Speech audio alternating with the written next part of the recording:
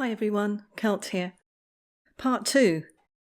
Prince Harry and James continue the interview on the top of the open-top bus touring LA after having had a cup of tea on board, followed by a visit to the house where the Fresh Prince of Bel-Air was filmed.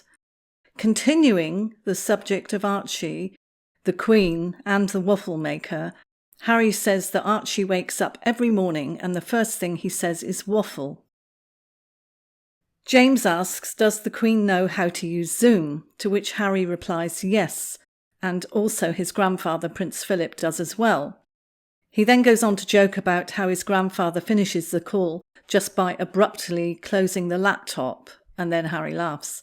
So James says that this is crazy that the Queen and Prince Philip are both on Zoom.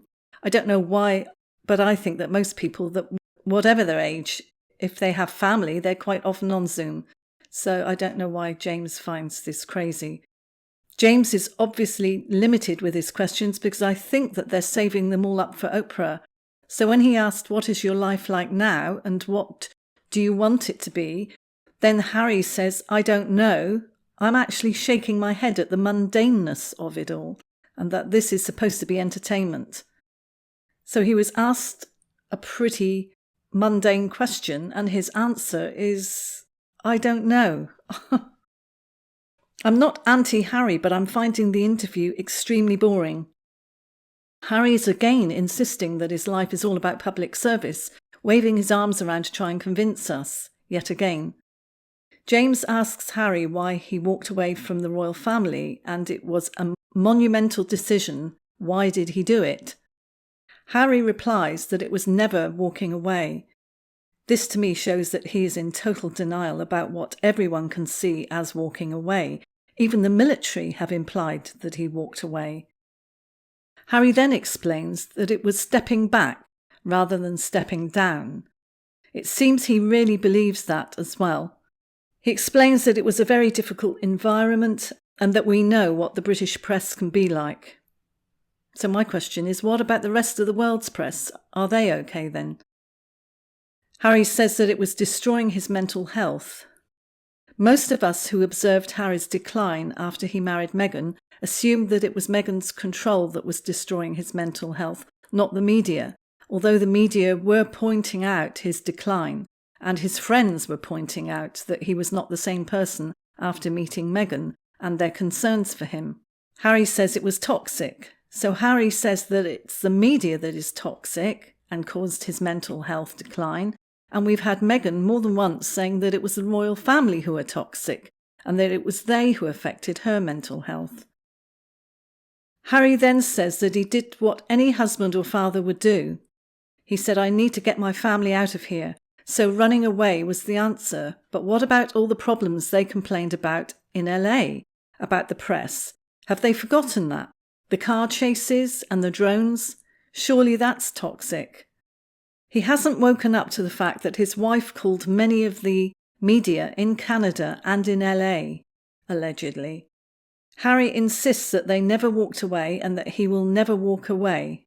So he insists again that his life is public service and wherever he is in the world, it's the same thing. I'm sure he's been told to say this stuff by you-know-who.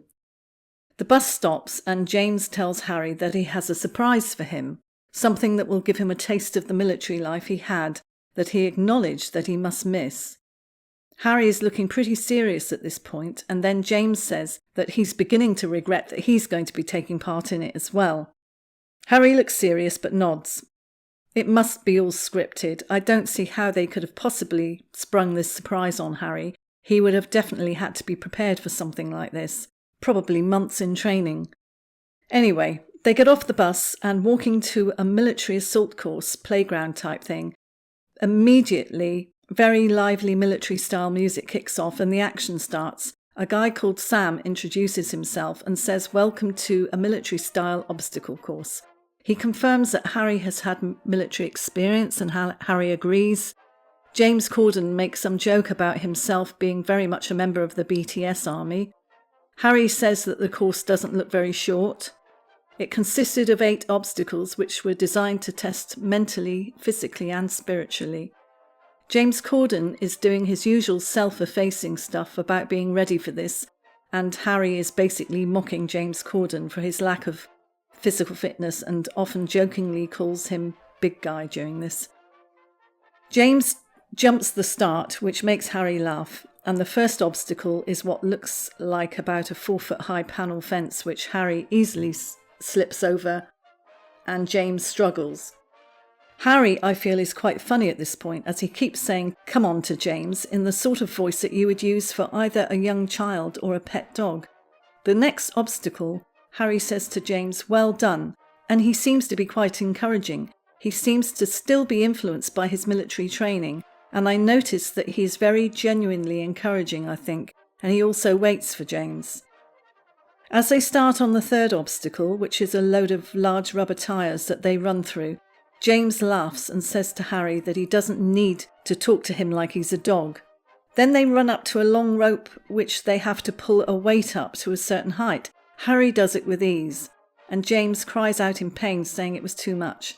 Next we see them approach an obstacle which involves mud and very low wires which they have to crawl under. James is making a big deal of this and protesting a lot, while Harry tells them it's just like a mud bath and to get in there. Harry just gets under it and works his way to the end. He emerges with only a small amount of mud on the knees of his jeans and his shoes. His t-shirt is clean, to my amazement. I must admit I was quite impressed with this. James scrambled through the mud and emerges caked completely in mud. Harry puts out his hand to help James from the mud, and James shrieks at Harry, "How have you got no mud on you?" Harry replies that it was because he did it properly. Well, the first part of this whole interview was so boring for me, and I'm sure for many others, but this bit I did find entertaining, I must admit. Next, they throw spears into a bullseye and James hits the mark and so does Harry. This part looked genuinely like it was their sole attempt, but if either of them had missed the bullseye, it would have made great entertainment and that would have been shown anyway, I'm sure. Next is a rope with a bell at the top. Looks to me to be about 20 feet high, I don't know. Harry easily, just using his arm strength, does hand over hand and gets to the top, hits the bell, to which James says, "Shut up," as he can't believe what Harry is doing. By now I was totally impressed and forgot all about the mundane, boring non-personality that Harry was exhibiting on the bus shortly before. He is most definitely in his element, and I almost feel sorry for him that he's no longer in the military. James doesn't even attempt it and says that that counted for both of them. They both manage to pick up and run with large weights. Then the last obstacle is a smooth wall with a sort of ladder frame at the top, which Harry climbs over easily, and James just hangs by his fingertips. Harry is laughing but waits for James and is really encouraging him. James ends up using a ladder to climb up. Harry applauds James by clapping his hands and telling him he's doing great. James says he feels like Archie at a playgroup, the way Harry's talking to him. Harry says he enjoyed it and suggested the same time tomorrow, while James was trying to catch his breath. Well, it was entertaining for me, and I think Harry must have been working out in their gym in Montecito, as it seemed very easy for him to complete this course. It also showed his kind side, probably part of his upbringing and part military training. Whatever it was good to see a bit of the old Harry in this otherwise cringing interview. Many of you have said that you're relying on my and others' YouTube videos as you don't want to watch the real thing. I suggest you do, because the comparison between the first part and then where he suddenly comes to life about 13 minutes into the 17-minute video of the interview is worth watching. I think Harry is in his element, and I think he must miss the military. He probably just misses having male friends and going to rugby games, having a drink, having a bit of a laugh. I would imagine he misses the whole thing.